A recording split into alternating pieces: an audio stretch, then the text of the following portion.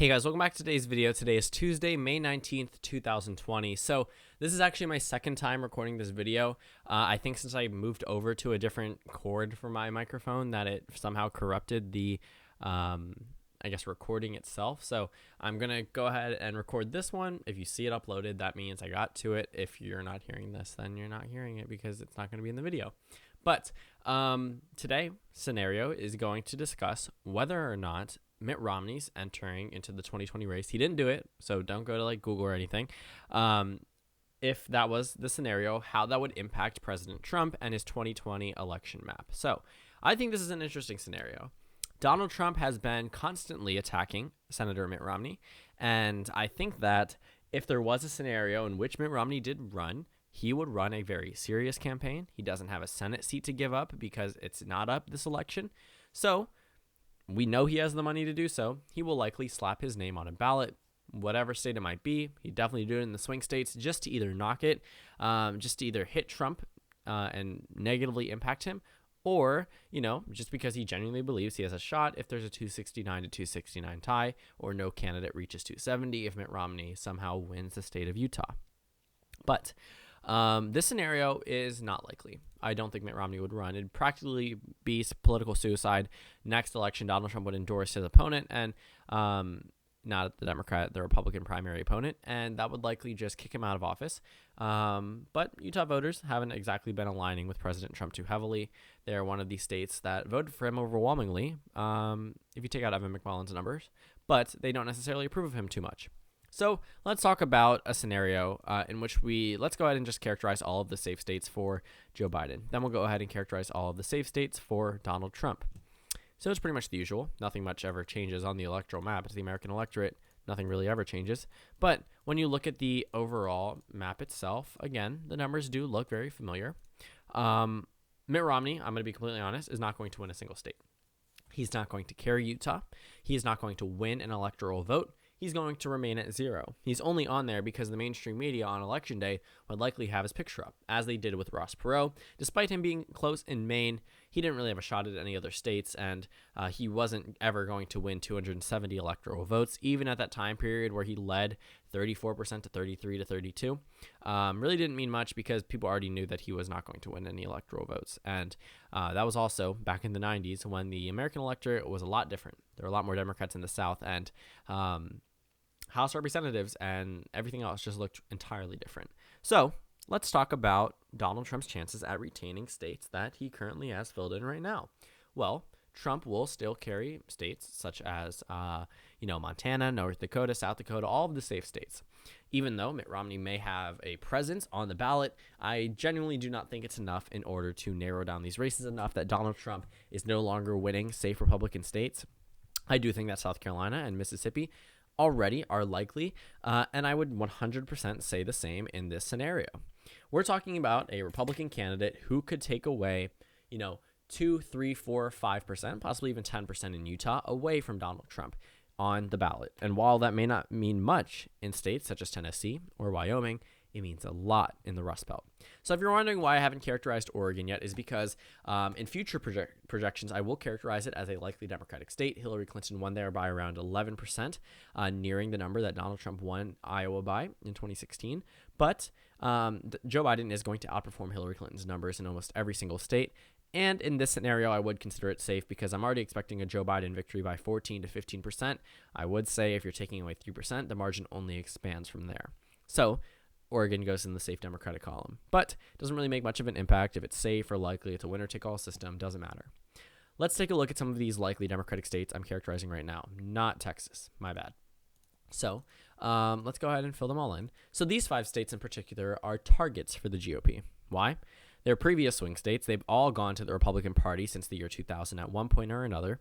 But in 2016, Hillary Clinton won all 5 of them. In fact, all 6 of them. I'm going to throw in Minnesota. But why are they likely now? Some of these were lean in 2016. Well, again, Mitt Romney's effect would 100% take away voters from Donald Trump, and these states already went to the Democratic Party. There's no real reason as to why Mitt Romney entering the race, a Republican, would negatively impact Joe Biden.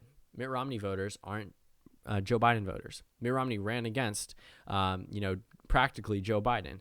Joe Biden was on the ballot the same time Mitt Romney was in 2012, and we all saw who prevailed. So I would say that Donald Trump doesn't really have a shot at any of these 5 states in particular whatsoever if Mitt Romney is on the ballot. Now for Utah, I'm actually going to narrow it down into a likely column. I do think that Donald Trump will probably carry it around 10 to 11%. Obviously, that's a lot narrower than it was in 2012. Mitt Romney won by around 50% of the vote. Oh, geez. Hey, Google, stop. Anyways, when we're looking at the overall electoral numbers, Joe Biden is going to win this election, 100%. Not the 2020 election, but an election in which Mitt Romney runs. Obviously, the 2020 election is up for the American voters to decide, but I can pretty much say in 100% confidence, if Mitt Romney enters into the race and his name is on the ballot in all the swing states, Joe Biden will win. That's just because of vote splitting and how the Republican Party, while maybe approving of Donald Trump by very large numbers, 90, 92%, where does that 8% go? Well, if Mitt Romney wasn't in the race, they'd likely go to Donald Trump.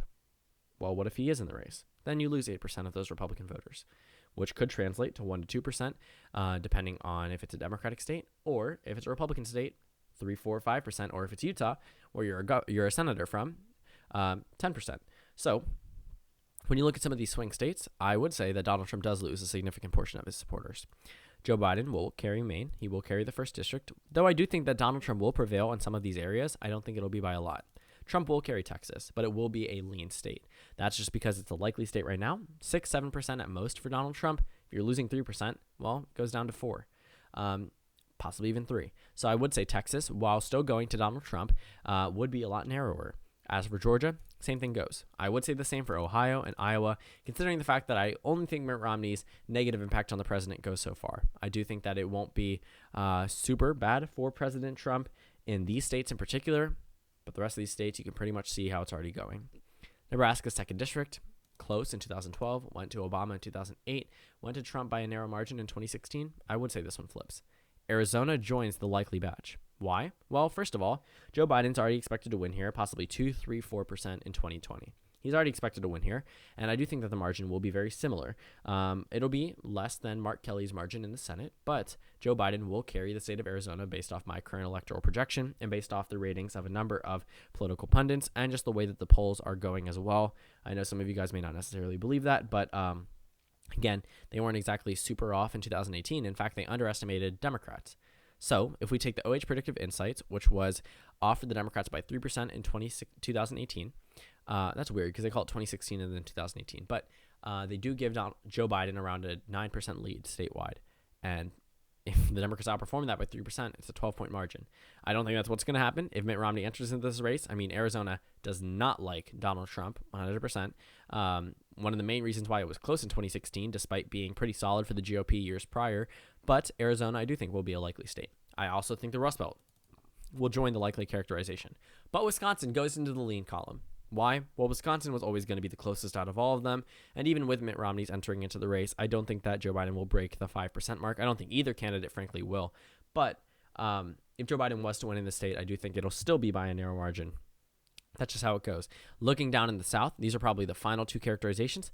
North Carolina and Florida are all lean Democratic states. And what is interesting is the fact that Donald Trump narrowly does worse than Mitt Romney did in 2012. I think that'll be a big topic of discussion, something that Mitt Romney might even try to hit the president on. And the whole prominence of Mitt Romney running, everyone would know why. I mean, this would only be to mess with the president's campaign.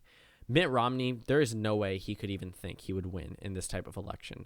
When you're vote splitting with an already unpopular Republican president based off the nationwide view, it doesn't help the case if you throw in another Republican who is a realistic, not necessarily winning-wise, but a realistic in terms of serving as president candidate.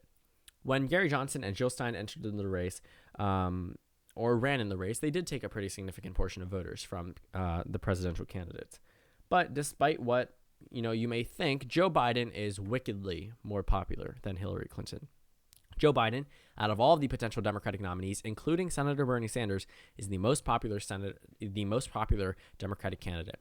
Those polls that show Bernie Sanders at a 70% approval rating are taken within his home state, not the nationwide ones. Look at the nationwide polls.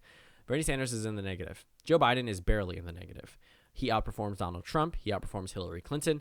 And that's pretty much all you need for this election. You only need to outperform by 1% in 3 states in order to win the election. And with Mitt Romney into the mix, does absolutely that. It brings Donald Trump down a notch and props Joe Biden up a little bit more.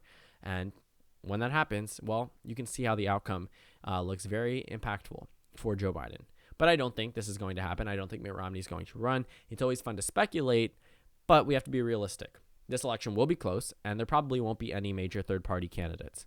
The Green Party, though putting up a pretty formidable opponent to the Democratic Party, is not going to peak higher than 2% nationwide vote. The Libertarian candidate might even get less than that. There's no Gary Johnson type candidate in this race. There's no one who's really offering too much of an alternative. It looks like the American people are truly stuck between Joe Biden and Donald Trump. Unless some major candidate enters into the race, not much is going to change. So that finalizes this electoral map at 334 electoral votes for Joe Biden and 204 for Donald Trump.